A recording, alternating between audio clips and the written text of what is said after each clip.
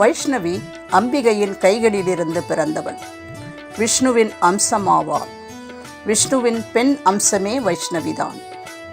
நீல நிறமாக காணப்படுவாள். கருடனை வாகனமாக கொண்டவள். பலமான வாழ்வு தருபவள். சகல சௌபாக்கியங்களையும் தருபவள் இவளே.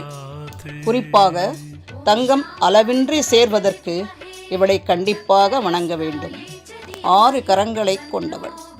வலது கரங்களில் 1 வரத முத்திரையிலும் மற்ற கரங்களில் கதா தாமரை காணப்படும்.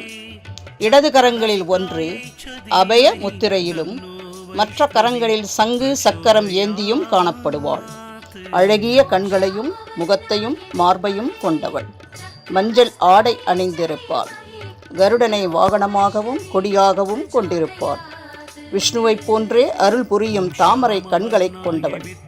இவளை வணங்கினால்